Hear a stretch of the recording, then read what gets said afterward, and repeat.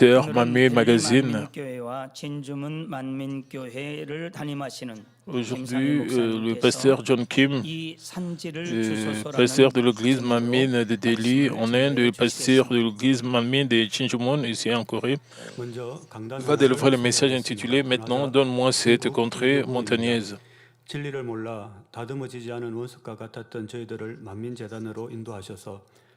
vais introduire l'offrande florale d'aujourd'hui donnée par la paroisse chinoise. Merci, nous remercions Dieu le Père pour nous avoir élevés comme des guerriers spirituels. Et nous remercions le pasteur principal et qui nous a aussi élevés avec la parole spirituelle de Dieu. Et nous remercions aussi Madame Libongnim pour nous donner la force pour prier avec ferveur. Et nous confessons que nous menons une vie la plus heureuse grâce à Dieu dans Manmin, et c'est pour ça que nous donnons cette offrande florale pour célébrer le 40e anniversaire de l'église Manmin. Chers frères et sœurs dans le Seigneur, le culte du 40e anniversaire est prévu le dimanche 8 octobre. Aujourd'hui, je suppose que vous aimeriez rencontrer quelqu'un chaque fois que vous offrez le culte d'anniversaire. Cette personne est notre bien-aimé pasteur principal. Selon la parole de Dieu, il a fondé l'église Manmin le 25 juillet 1982 et seulement 77 jours plus tard, le 10 octobre, nous avons offert le culte du premier anniversaire.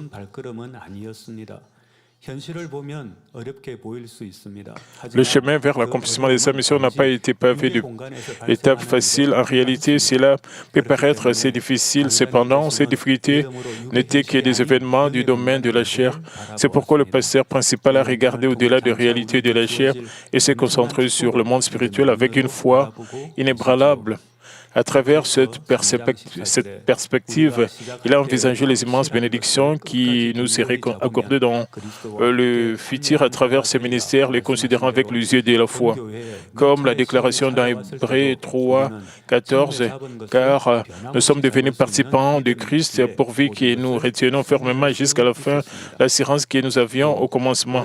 Lorsque diverses épreuves ont frappé notre Église à diverses reprises, nous avons une foi inébranlable dans la capacité de nous accrocher à ce que nous avions initialement compris. Cette foi nous permet de surmonter ces obstacles. Cette année marque également le 18e anniversaire de la création de GCNTV. Dieu le Père a été avec nous, manifestant sa présence vivante à travers de nombreuses histoires de guérison, signes et prodiges, pour diffuser l'œuvre du Saint-Esprit et de la providence salvatrice de Dieu dans le monde entier. GCN a créé d'innombrables personnes à travers le monde à la recherche de la vraie vérité font l'expérience de l'évangile de la sanctification, de sa puissance à travers nos émissions. Et ils ont également trouvé des solutions à divers défis de la vie. Avant de venir dans cette église, je me demandais souvent d'où venons-nous et où allons-nous. Et je crois que beaucoup d'entre vous ont réfléchi à de telles pensées au moins une fois. Nous devenons une poignée de poussière lorsque nous mourrons, mais où vont nos souvenirs et nos pensées? Quand je regardais les étoiles scintiller dans le ciel nocturne, j'avais l'impression qu'il devait y avoir quelque chose d'éternel là-bas. Mais alors, où est la fin de l'univers et qu'y a-t-il au-delà de ces frontières? Je te criais de l'au-delà, mais cela m'avait aussi effrayé. En rencontrant le Seigneur et en me lançant dans une vie de foi, je me suis retrouvé aux prises avec plus de questions au fur et à mesure que je fouillais dans la Bible. Qui suis-je si la vie finit par disparaître dans le néant? Pourquoi dois-je lutter et travailler dur sur cette terre? Incapable de trouver des réponses à ces questions, mon trouble intérieur grandissait de jour en jour. Les gens continuent de vivre en commettant du péché, mais n'est-il pas possible de vivre sans péché, comme le personnage de la Bible où Jésus?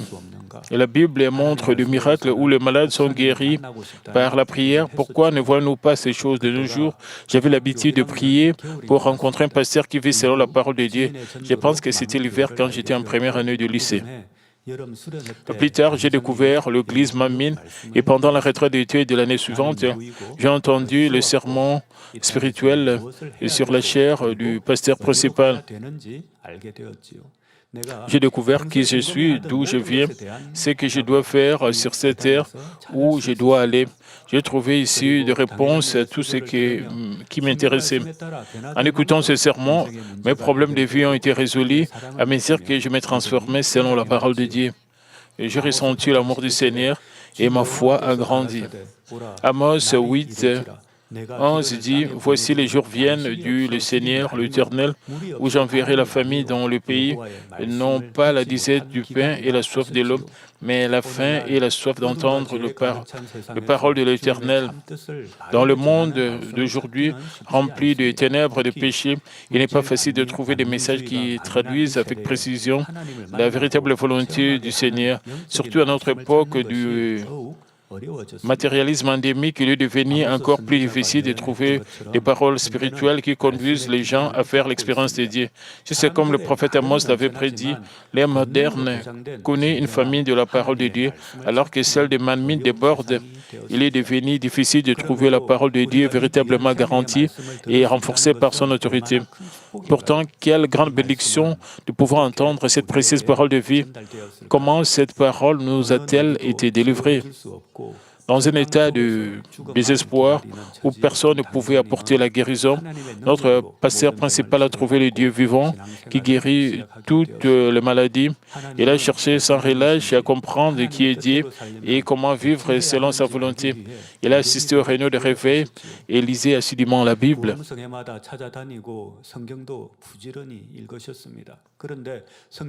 Cependant, la Bible contient de nombreux passages difficiles. Bien qu'il ait interrogé des pasteurs et consulté des commentaires renommés, il n'a pas pu trouver des réponses satisfaisantes. Pendant 7 longues années, il s'est accroché à la prière pour que Dieu révèle le mystère de la Bible. Chaque fois que le temps le permettait, il gravissait la montagne, étendait une seule couverture sur le rocher plat, s'agenouillait, priait avec ferveur, criant Dieu. Il priait au sommet de la montagne toute la journée, descendant brièvement pour se reposer et dormir la nuit.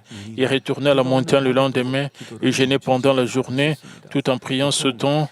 Souvent, les jeunes, peu importe qu'il fasse froid ou chaud, ou même lorsqu'il pleuvait ou qu'il neigeait, ils ne cessaient jamais de prier. Normalement, c'est un défi de prier avec autant de ferveur pendant une semaine sur un sujet spécifique. Prier ainsi pendant 7 ans est vraiment remarquable. C'était sa foi et sa patience extraordinaires. Et même maintenant, il continue de prier. Finalement, le Seigneur commençant à dévoiler ses paroles une par une. Il a révélé le secret obscur et la providence divine incrustée dans la croix sur laquelle le Seigneur a porté. Il a expliqué pourquoi Jésus, Christ seul, est devenu le Sauveur. Il a révélé des idées sur le royaume des cieux et le monde spirituel profond. Il a également prédit les événements qui se produiraient dans le dernier jour. Ses paroles étaient plus douces que le miel et plus précieuses que la vie elle-même. Elle constitue l'évangile de la sanctification que nous entendons.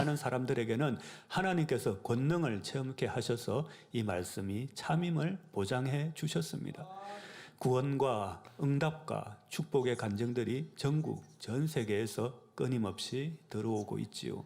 저는 2002년 인도 성회에 전도팀으로 참가했습니다. Le témoignage de salut, de réponse, de bénédiction affluent constamment des 4 coins du monde.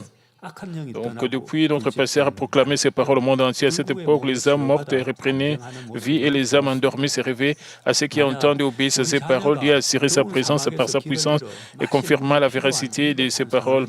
J'ai participé à l'équipe d'évangélisation de la croisade en Inde en 2002. J'ai vu de nombreuses âmes se rassembler à la croisade, expérimenter le départ de mauvais esprits, être miraculeusement guéris de maladies incurables tout en recevant de prières pour le malade, quelle que soit leur gravité. Si nos enfants se perdaient dans un désert brûlant, ayant désespérément besoin d'eau, leurs parents essaieraient naturellement de leur fournir de l'eau. Dans le monde, d'innombrables âmes éprouvent une soif spirituelle. Ils cherchent partout la vérité pour étancher la soif de leur âme. À travers notre pasteur principal, j'ai réalisé que ces paroles que j'ai entendues sont effectivement l'eau vivifiante et qui apaise notre soif. C'est pourquoi j'ai développé un profond désir partagé par cet évangile avec les autres. En 2004, j'ai été envoyé comme missionnaire en Inde. Lorsque j'ai effectué un voyage missionnaire à court terme en 2002 pour soutenir la mission en Inde, mon rôle principal était de promouvoir la croisade.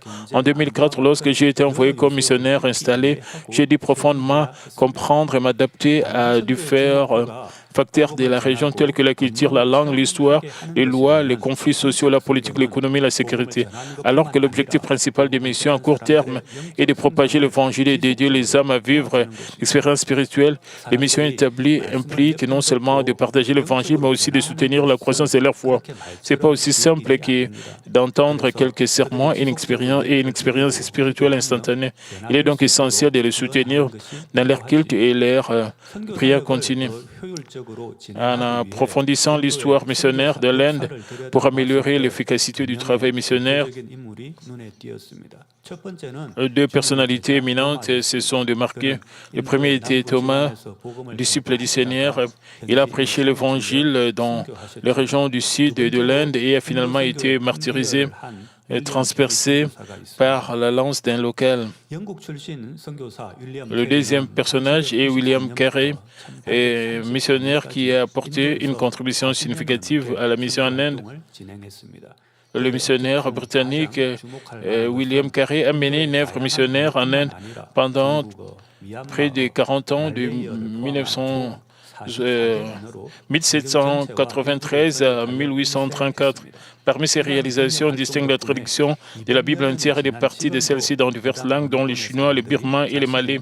Grâce à ces efforts de traduction, les membres de ces communautés linguistiques peuvent encore lire la Bible, rencontrer l'Évangile et rechercher la volonté de Dieu dans leur langue maternelle, même après plus de 2 siècles. Son travail missionnaire ne s'est pas déroulé sans heurts jusqu'au bout.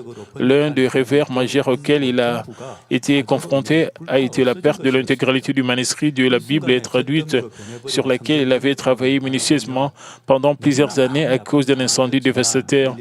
Et regardez les traductions de la Bible réduite en cendres. Regardant les traductions de la Bible réduite en cendres en un instant aurait été pour lui une situation incroyablement déchirante. Cependant, il n'a jamais désespéré. La traduction est une tâche complexe et délicate. J'ai vécu quelque chose de similaire lorsque j'ai travaillé sur les traductions en Inde. Le traducteur ne maîtrisait pas l'utilisation d'un ordinateur. Ils ont donc choisi d'écrire d'abord les contenus traduits sur papier, puis de les saisir dans l'ordinateur. Ce processus a duré plusieurs mois.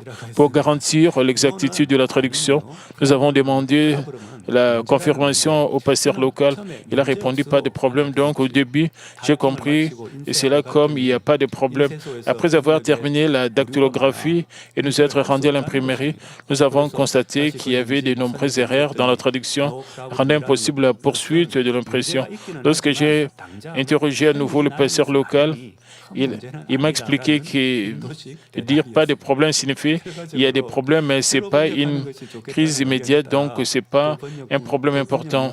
Dans la manière typique de répondre des Indiens. En fin de compte, compte tenu de l'opinion sur laquelle il serait préférable de retraduire la précédente n'a pas pu être utilisée. J'ai appris que lorsqu'on traduit l'évangile de la sanctification, il est crucial non seulement d'en comprendre le sens littéral, mais aussi de saisir avec précision la signification spirituelle sous-jacente. Au départ, nous manquions de traducteurs avec une profonde compréhension de l'évangile de la sanctification. Au fil du temps, les croyants locaux qui avaient entendu la parole et reçu la grâce se sont impliqués dans la traduction, réduisant ainsi les erreurs de traduction. Pas un livre ou deux brûlés, toute la Bible qu'il a traduite. On peut imaginer à quel point cela a dû être déchirant. Pourtant, il a de nouveau abordé la tâche avec foi et convaincu que l'homme peut brûler les documents, mais la parole de Dieu est éternelle. À travers son développement, c'est-à-dire William Carey, la Bible a été retraduite à plusieurs langues et elle a été jugée encore plus parfaitement traduite qu'avant l'incendie. William Carey, le missionnaire, a passé cette année remarquable depuis le début de sa mission en Inde jusqu'à ce qu'il voit ses premiers convertis embrasser le Seigneur. Au cours de ces 40 années de travail missionnaire, il a fait face à de nombreux défis et obstacles, mais il n'a jamais abandonné. William Carey a attribué son succès à une attitude simple, ferme et avant-gardiste. Il a déclaré: j'ai simplement persévéré, continué à avancer avec une patience inébranlable vers un objectif spécifique.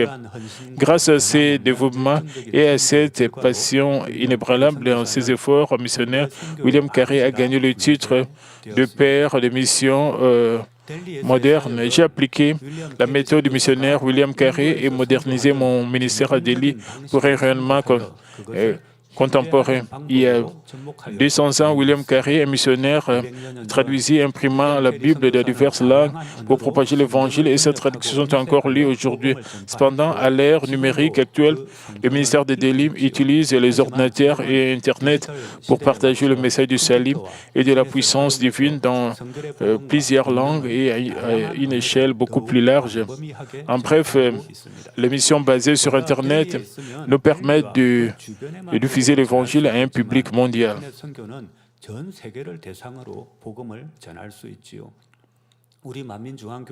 L'Église Manmin a une mission divine confiée par le Seigneur. Cela implique l'évangélisation des nations, la mission mondiale et la construction du grand sanctuaire.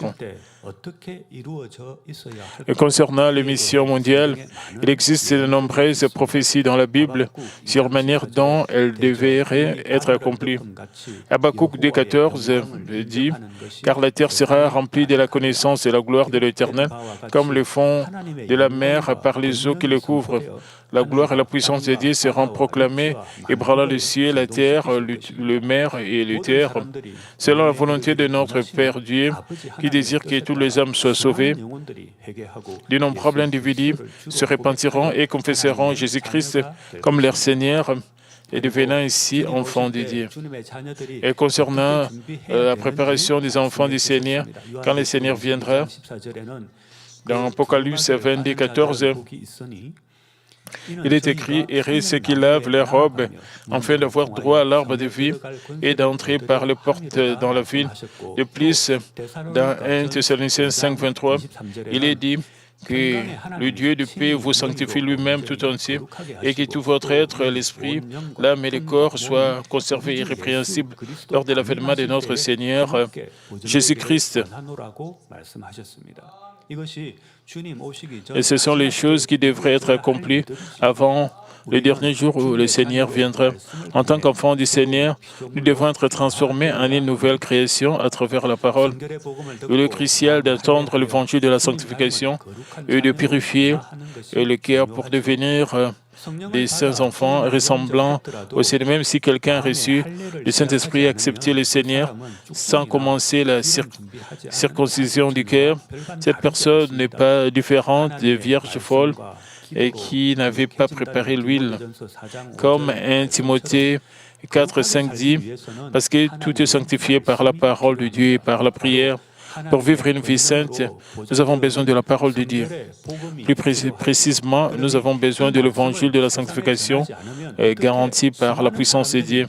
Par conséquent, si nous ne proclamons pas ces messages au monde, comment les gens peuvent-ils en connaître le contenu et devenir saints?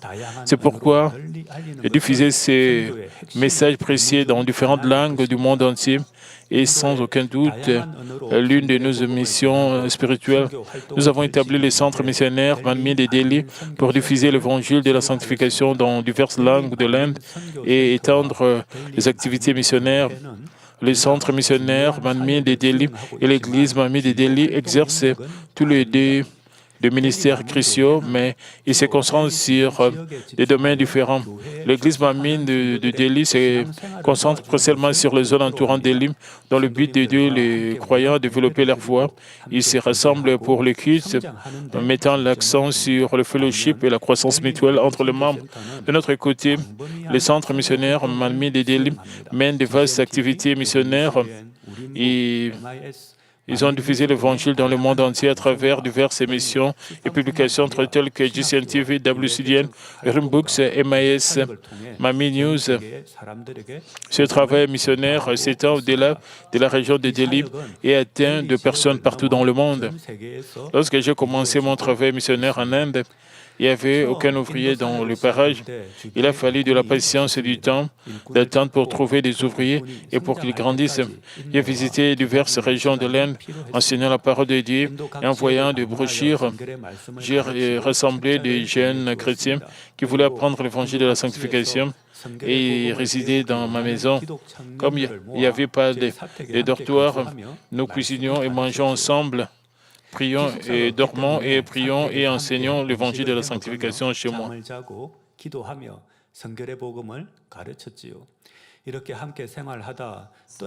Et quelqu'un qui vivait avec nous est parti et nous a contactés plus tard. Et il souffrait énormément et il a dû subir une extraction dentaire, mais les dents étaient positionnées horizontalement, ce qui a nécessité une intervention chirurgicale. Il n'avait pas le fonds nécessaire pour l'intervention. Je lui ai donc demandé de venir au bureau et j'ai pris en charge le frais de l'opération.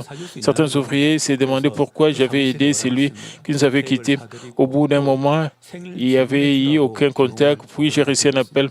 C'était l'anniversaire de leur fille et il m'a demandé si je pouvais acheter un gâteau d'anniversaire.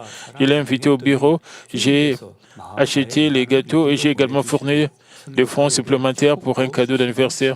En suivant systématiquement les enseignements du pasteur principal, en faisant preuve de bonté et d'amour, plus d'ouvriers dévoués nous ont été envoyés par le Seigneur de bénédiction, ont commencé à se déverser dans notre travail missionnaire.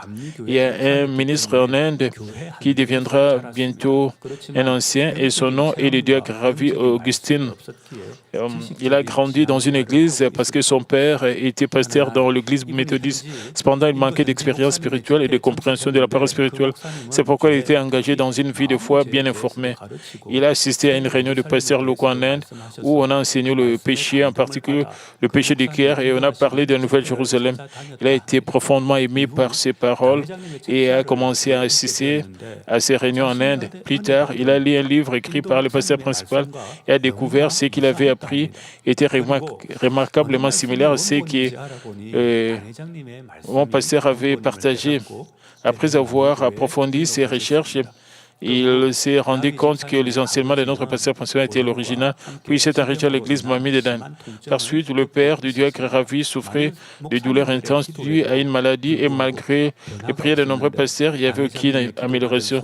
Cependant, après avoir reçu la prière de notre pasteur principal, un changement remarquable s'est produit. La douleur a complètement disparu et son père est décédé paisiblement. Il a aussi un témoignage. Il souffrait de douleurs intenses dues à du calcul biliaire et devait subir une intervention chirurgicale. Avec foi, il s'est préparé pour l'opération tout en recevant la prière de notre pasteur principal. Cependant, le matin de l'opération, lors de l'examen final, il a été confirmé de manière surprenante que le calcul biliaire avait complètement disparu. À travers cette expérience, il partage encore plus de patients cet évangile de la sanctification. Il partage avec plus de passion cet évangile de la sanctification. Juste comme nous ne comprenions pas un discours du président américain s'il n'était pas traduit en coréen, l'évangile de la sanctification ne peut pas non plus être transmis aux populations locales sans être traduit dans leur langue. Actuellement, le christianisme se développe rapidement en Inde et de nombreuses personnes sont désireuses d'entendre la parole de vie. Même s'il existe une abondante documentation disponible en anglais, il existe une pénurie des ressources dans la langue locale, ce qui conduit à la propagation de doctrines incorrectes émanant de diverses sectes. Et c'est comme une personne assoiffée essayant d'étancher sa soif avec de l'eau de mer ou de l'eau contaminée. Il nous faut donc de toute urgence traduire le message de la vie, l'évangile de la sanctification dans la langue locale et le transmettre aux gens. Au début, nous diffusions l'évangile à travers les journaux et proposions des vidéos doublées dans la langue locale. Cependant, compte tenu de l'immense population de l'Inde, la quantité de brochures ou de journaux imprimés n'a jamais été suffisante. De plus, il y avait beaucoup plus de matériel en langue et qui n'avait pas encore été publié. Malgré cela, nous avions visité des régions où les gens désiraient entendre la parole et prêcher l'évangile en personne.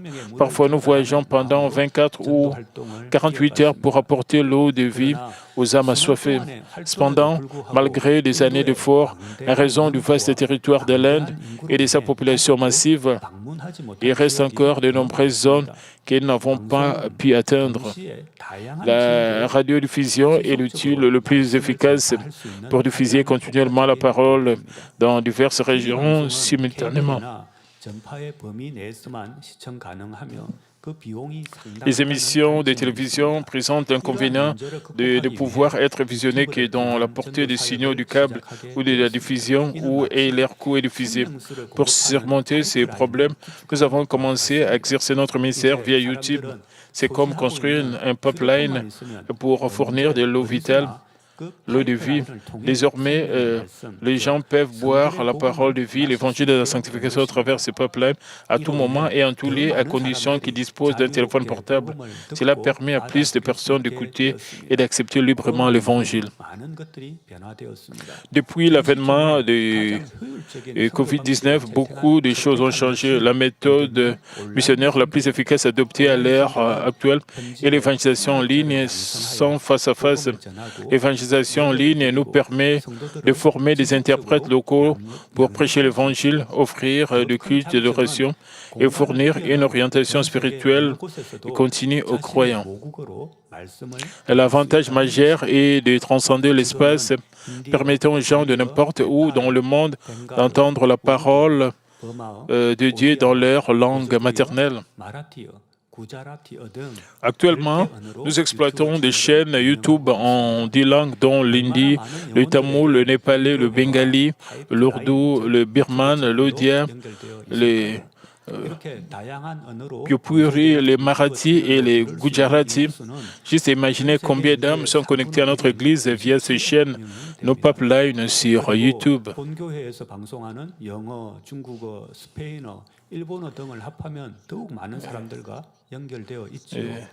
Avec des émissions dans ces diverses langues, nous pouvons atteindre un tiers de la population mondiale, soit un chiffre de 2,7 milliards de personnes. Lorsque vous ajoutez les langues dans lesquelles nous faisons, comme l'anglais, le chinois, l'espagnol, le japonais, la connexion à encore plus de personnes est étendue. Bien que nous ayons établi des canaux pour diffuser l'Évangile dans le monde entier, il existe encore de lacunes linguistiques où le message de la sanctification. Cela inclut les langues du Moyen-Orient comme l'arabe et diverses langues tribales d'Afrique. Il est donc essentiel d'élargir nos canaux pour couvrir davantage de langues et maintenir le peuple existant. Il est essentiel de soutenir la transformation des interprètes en professionnels et les aider à conserver des moyens et des substances stables. Il est important de garantir que les téléspectateurs peuvent interagir efficacement avec des chaînes et pour cela, une gestion systématique et organisée est essentielle. Pour accroître la visibilité de la chaîne, il est essentiel de se concentrer non seulement sur l'amélioration de la qualité de l'interprétation, mais également sur la création de contenus diversifiés et de la haute qualité. Une chaîne YouTube a également été créée en bengali. Le bengali est la langue dans laquelle le missionnaire William Carey a traduit la Bible. Le ministère au Bangladesh a commencé en 2011 lorsque le pasteur Alfred Roy du Bangladesh a assisté à un culte d'anniversaire de l'église Mamie de Delhi. Il a prié sincèrement, se demandé s'il devait vraiment y aller, surtout compte tenu du voyage difficile du Bangladesh à Delhi. À l'époque, quelqu'un transmettait un message en rêve, ne t'inquiète pas, pars, je serai avec toi. Fort de cette assurance, il assistait au culte, il a prié avec ferveur pour la diffusion de l'évangile de la sanctification au Bangladesh. En 2023, le fils du pasteur Roy, Aldrin, a obtenu son diplôme de droit et interprète désormais le message de la sanctification en bengali. Il participe également à la traduction pour la publication du livre Le message de la croix. Sarika, une croyante traduisant en népalais, priait pour la santé de son fils. On Prakash, son fils qui était autrefois en bonne santé, est soudainement tombé dans une forte fièvre et a finalement sombré dans le coma. Il a eu de graves convulsions et crises, les rendant inconscient. un pasteur du Népal lui a suggéré qu'il rencontre le pasteur Jerokli était la solution à leurs problèmes. Cela les a conduits à l'église Manmin alors qu'il assistait à une réunion de guérison divine. Le grave symptôme des crises dont Prakash se sont atténués, bien qu'il ne soit pas complètement rétabli. Au cours de leur recherche de la raison pour laquelle son fils n'était pas complètement guéri, ils ont réalisé qu'ils et leurs parents étaient impliqués dans la construction de plusieurs temples hindous et que cela a égaré de nombreuses personnes dans l'obscurité. Cette prise de conscience les a incités à se repentir et maintenant Sarik a traduit les paroles du pasteur Lee en népalais, désireuse de partager l'évangile et de donner la vie aux autres. La diaconesse Cynthia, originaire du Myanmar, est actuellement employée comme enseignante en Australie. Au fond de son cœur, il y avait toujours un fervent désir de porter l'évangile à ses compatriotes du Myanmar. Il a prié avec insistance pour que ses rêves se réalisent. Au Myanmar, les activités chrétiennes sont limitées, mais résider dans un pays étranger a constitué une grande opportunité pour Cynthia. Utilisant la technologie numérique, elle interprète le culte de l'Église et l'édifice sur YouTube.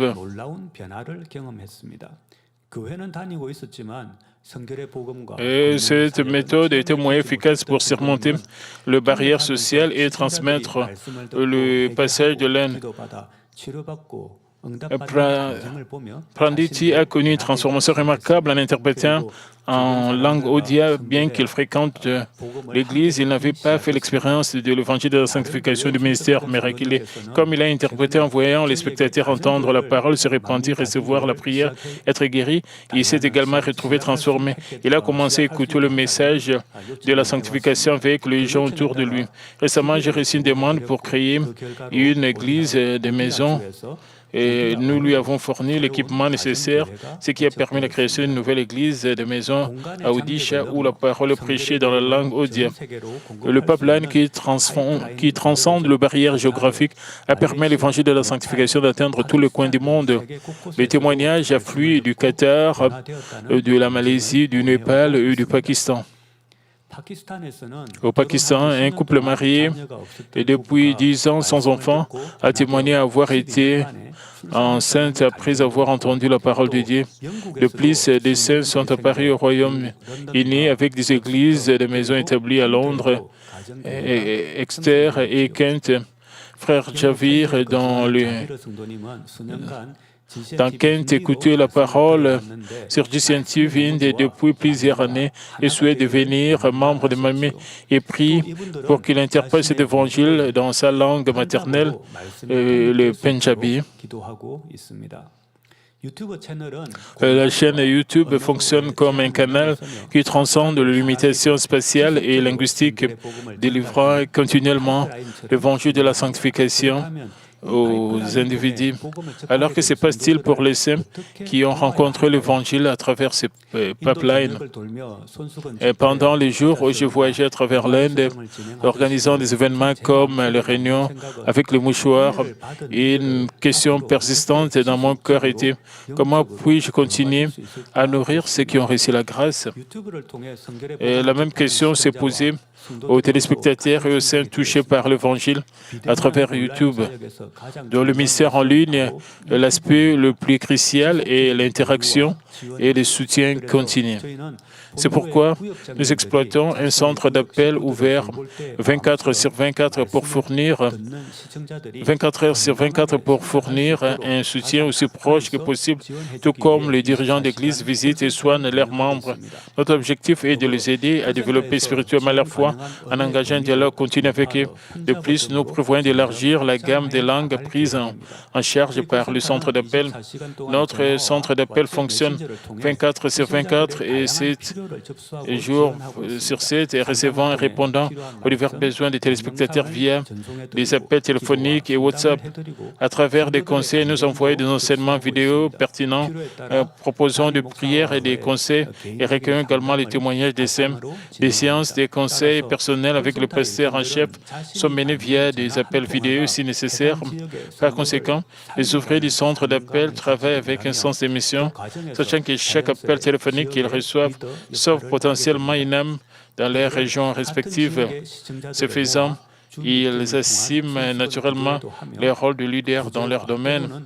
Ils rassemblent les téléspectateurs locaux ou pour les réunions de prière Zoom, fournissent une assistance aux efforts de secours, prennent parfois en charge les dépenses des communications et guident et soutiennent les téléspectateurs sur la façon de participer à la communication et aux divers événements de notre Église, leur permettant de participer et depuis leur domicile. Les interprètes de chaque canal linguistique assurent non seulement la traduction, mais assument également des tâches de conseil, surtout sur les chaînes en hindi et en ourdou. Certains téléspectateurs initiaux sont devenus des ouvriers aidant désormais à conseiller d'autres téléspectateurs.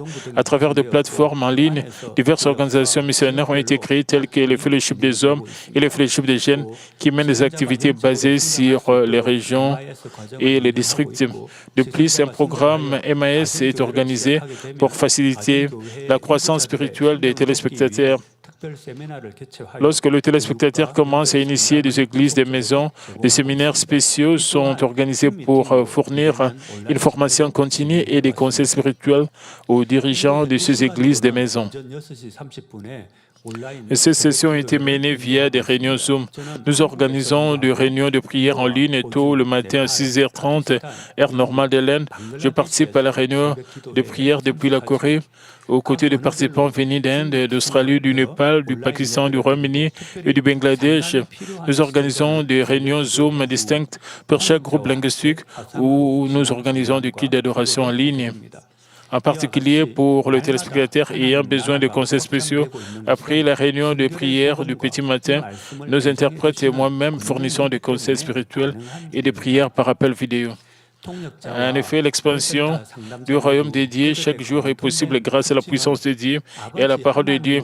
Les interprètes et les conseillers du centre d'appel partagent quelque chose en commun. Ils sont reconnaissants pour la grâce reçue de notre Père Céleste pendant qu'ils accomplissent ce travail. À travers ce processus, ils font l'expérience de bénédiction de Dieu et jouissent d'une vie de joie, de foi joyeuse. Il existe de nombreux témoignages des conseillers et des centres d'appel. Si l'occasion nous en était donnée à l'avenir, nous serons ravis de le partager ensemble. Le printemps débordera dans le désert, les fleurs fleuriront et répandront de parfums dans le désert lorsque le règne du Seigneur se transformera les jardins, les déserts en jardins. Lorsque j'ai récemment chanté l'hymne et que je chantais à l'école biblique d'été dans mon enfance, je suis rempli d'une joie débordante dans mon cœur, passant l'évangile de la sanctification coulant dans le désert aride, donnant une nouvelle vie aux âmes mourantes, germant, grandissant et finalement formant une forêt. Dans le passage biblique d'aujourd'hui, la déclaration pleine de foi de Caleb dans Josué 14, 12, qui dit « Maintenant, donne-moi cette contrée montagneuse dont l'Éternel a parlé dans ces temps-là. » Au moment de distribuer le pays de Canaan, Caleb cite la promesse de Dieu et demande la montagne spécifique dont Dieu a parlé. Frères et sœurs, la demande de Caleb n'était pas basée sur la vantardise de ses réalisations passées pour réclamer des bénédictions pour lui-même. Caleb, qui était aux côtés de Josué depuis longtemps et avait joué un rôle important dans de nombreuses batailles, ne réclamait pas une récompense basée sur ses réalisations passées. Au lieu de cela, il s'agissait d'une foi qui s'était fortifiée au cours de plus de 40 années d'errance dans le désert et d'une profonde détermination à se concentrer de tout son cœur, ouvrant la voie à l'accomplissement de la volonté de Dieu. La région d'Hébron qu'il réclamait était toujours occupée par les Anakim, descendants des Néphilim, les géants que les 12 espions avaient craint dans le passé, disant « Nous ressemblons à des sauterelles à nos propres yeux. » Ils ne demandaient pas des terres confortables déjà occupées, mais la région difficile d'Hébron. Caleb comptait uniquement sur la promesse de Dieu lorsqu'il réclamait ces terres, sachant que cela nécessiterait une autre bataille difficile. 젖과 꿀이 흐르는 약속의 땅으로 알려진 가나안은 육적인 의미로 볼 때 비옥한 토양과 Qu'est-ce que cela signifie Canaan? Spirituellement, nous devons savoir 현실의 이스라엘 땅을 보면 적국들에게 둘러싸여 있습니다. Canaan était un pays fertile. C'était un pays où coule le lait, le miel.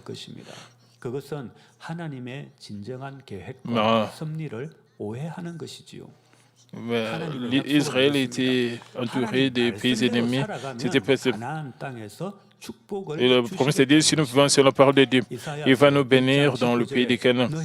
La condition pour recevoir la bénédiction dans le pays des Canaan, c'est la sanctification et l'obéissance. Après l'Exode, explorer le pays des Canaan, parmi les 12 espions, seulement il y avait Josué qui deviendra plus tard le leader et l'autre, Caleb, ce sont eux qui réussirent la promesse d'entrer au pays.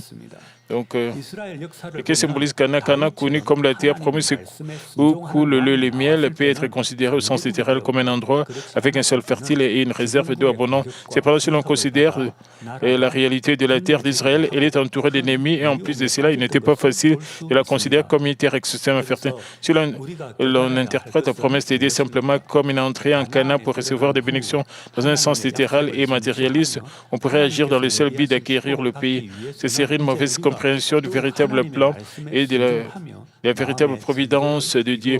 La promesse de Dieu est la suivante: si nous vivons selon la parole de Dieu, il nous bénira au pays des Canaan. La condition pour recevoir des bénédictions au pays des Canaan est la sainteté et l'obéissance. En fin de compte, les Israélites devaient mener une vie sainte pour recevoir la promesse de Dieu. En regardant l'histoire d'Israël, quand il y avait des rois comme David qui obéissaient à la parole de Dieu, la nation est devenue puissante. À l'inverse, en cas de désobéissance, la nation a été confrontée aux attaques et aux menaces de pays voisins, entre des divisions et des grandes divisions. Que devons-nous en comprendre afin d'accomplir la promesse et de recevoir la bénédiction qu'il a préparée? Nous devons maintenant obéir plus fidèlement à la parole et atteindre la période de guerre. Permettez-moi de conclure. Mes chers frères et sœurs, pour recevoir la promesse, nous devons dépasser nos limites. Nous disons que l'amour du Seigneur est incommensurable et sans fin. L'amour du Seigneur est sans limite. Par exemple, dans Matthieu 18, Pierre demande au Seigneur: Seigneur, combien de fois dois-je pardonner à mon frère s'il peche contre moi jusqu'à 7 fois? Mais le Seigneur répondit: non seulement 7 fois, mais 77.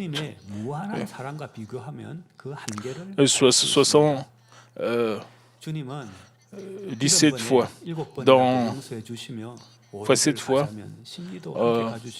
Dans la société moderne, de nombreuses personnes ont du mal à pardonner, ne serait-ce qu'une seule fois. Et nous sommes confrontés à des actes de violence sans raison. Pierre a fait preuve de générosité en pardonnant 7 fois. Mais comparé à l'amour sans limite du Seigneur, nous réalisons ses limites. Le Seigneur nous pardonne 77 fois et nous accompagne sur et 2000 si nous en demandons seulement mais en partageant des chemises, tout l'amour infini du Seigneur, il a démontré cet immense amour en sacrifiant et sa vie sur la croix, nous offrant ainsi le don le plus. Mais ce n'est pas du tout son amour. Il continue de prier pour nous en nous guidant sur le chemin. De nombreux ancêtres ont également révélé sa puissance infinie en transcendant les limites humaines décrites dans la Bible. Moïse accomplit fidèlement la mission confiée par Dieu. Les Israélites se plaignirent et se rébellèrent contre Moïse dans le désert. Pourtant, Moïse les conduisit au pays des Canaan, alors que Dieu était sur le point de détruire le peuple à cause de son grave péché. Moïse a prié, offrant même sa propre vie pour le peuple.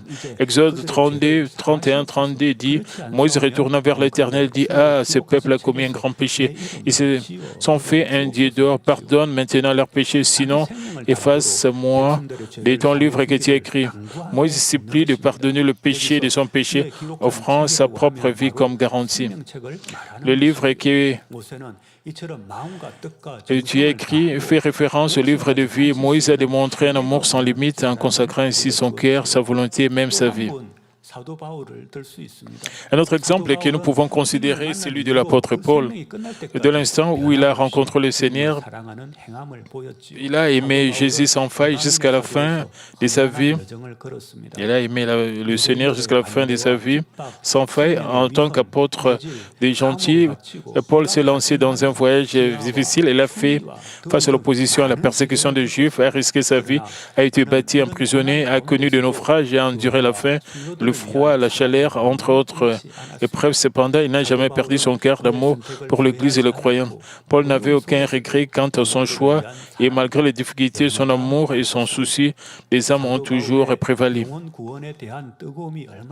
L'apôtre Paul a fait preuve d'un tel dévouement fervent au salut des âmes qu'il était prêt à renoncer à sa propre vie. Nous pouvons saisir l'intensité de la passion de Paul pour le salut des âmes dans Romains 9:3, car je voudrais moi-même être anathème et séparé de Christ pour mes frères, mes parents selon la chair. Ici, les parents ne font pas seulement référence à ses proches, cela englobe tous les Israélites, y compris les Juifs, et qui ont persécuté Paul. Ils désiraient ardemment leur salut au point même d'être prêts à se séparer de Christ si cela pouvait conduire à leur rédemption. Une personne qui, comme l'apôtre Paul ou le prophète Moïse, est prête à offrir sa propre vie en sacrifice pour le salut du peuple. Un tel amour fervent pour les âmes transcende les limites humaines.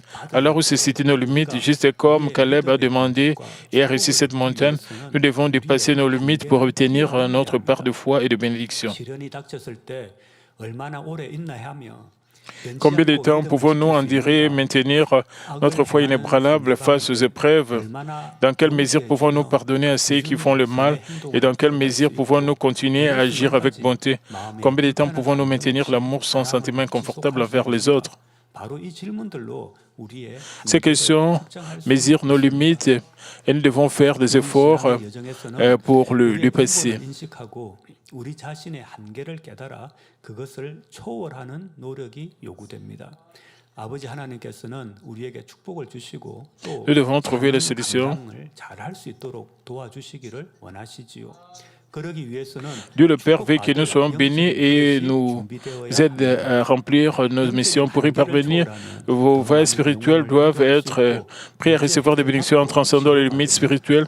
Nous pouvons guider davantage, nous pouvons guider plus d'âmes, trouver des solutions, recevoir la guérison, expérimentant de bénédictions infinies. Dans une telle foi, le plan divin de Dieu, le Père s'aligne sur notre vision. Le missionnaire en Inde se prépare désormais à un nouveau saut, en reconnaissant nos propres limites à travers des efforts persistants pour transcender ces limites. Lorsque nous dépassons nos limites spirituelles, la vision de la mission globale que Dieu nous a donnée se réalisera et une grande moisson d'âmes sera récoltée. Dans les derniers jours, je prie au nom du Seigneur que vous et moi serons bénis d'accueillir notre Seigneur dans la gloire. Prions tous concernant ce message. Père éternel, merci encore pour ce message concernant l'œuvre missionnaire, concernant le travail missionnaire. Permet que nous puissions continuer à prier, Père, pour que plusieurs âmes soient sauvées à travers la mission en ligne, à travers le livre, la mission à travers le livre audio, à travers le livre électronique, à travers l'Internet, les réseaux sociaux. Permet que nous puissions utiliser tous les outils possibles pour gagner plus d'âmes pour ton royaume, notre Seigneur Jésus-Christ. J'en prie. Amen. Maintenant, nous allons recevoir la prière du pasteur principal pour les malades. Ceux qui sont malades, posez vos mains sur vos parties malades. Si vous n'êtes pas malade, posez votre main sur votre poitrine et recevez cette prière pour le désir de votre foi et recevez cette prière avec foi. Alléluia, Dieu Tout-Puissant, Dieu d'amour. S'il te plaît, pose ta main sur tous les croyants qui reçoivent cette prière maintenant. Montre tes œuvres transcendant le temps et l'espace sur tous ceux qui reçoivent cette prière sur Internet, GCN, via satellite, dans les églises branches et sanctuaires locaux, sur tous les enfants de Dieu, partout à travers le monde.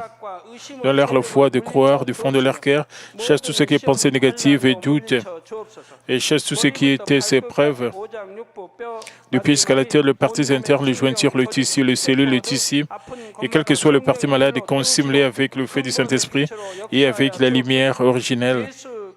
Au nom de Jésus-Christ, j'ordonne à l'ennemi, diable et Satan, toutes sortes de maladies, germes, virus, infirmités, quitter lesquelles la lumière brille. Et s'il te plaît, consume toutes leurs maladies en fait terminales et maladies incurables avec le feu du Saint-Esprit. Et chasse tout ce qui est maladie endémique, y compris la malaria. Et toutes les maladies contagieuses telles que le rhume, la grippe, la fièvre, quittez-les. Protège-les de toutes sortes de germes et de virus.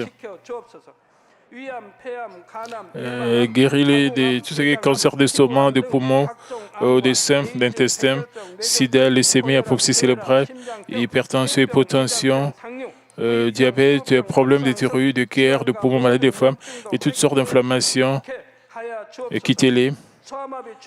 Guéris-les de tout ce qui est polio, AVC, arthrite, hernie discale, douleurs dorsales, maux de tête, névralgie, toutes sortes de douleurs puissent disparaître.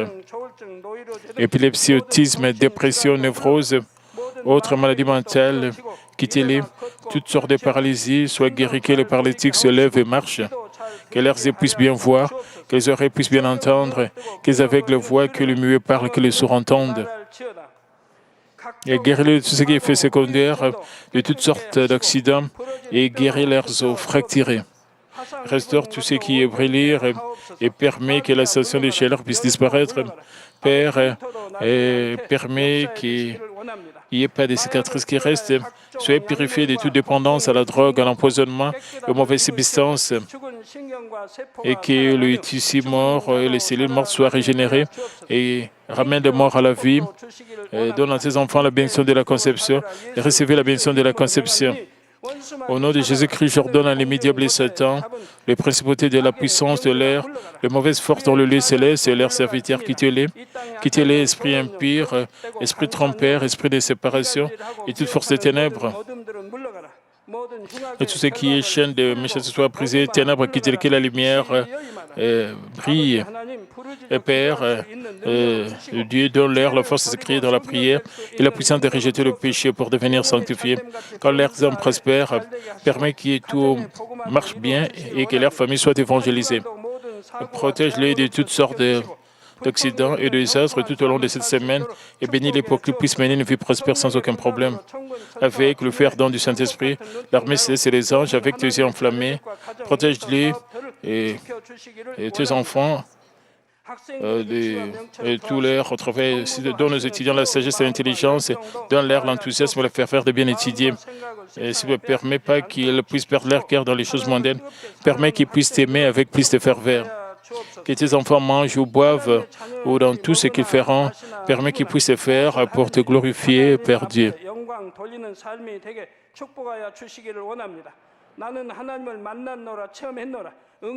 Et qu'ils soient capables de témoigner au sujet de Dieu vivant en disant « J'ai rencontré, expérimenté Dieu, j'ai réussi ces réponses et ces bénédictions. » Père Dieu, merci soit, glorifie toi seul.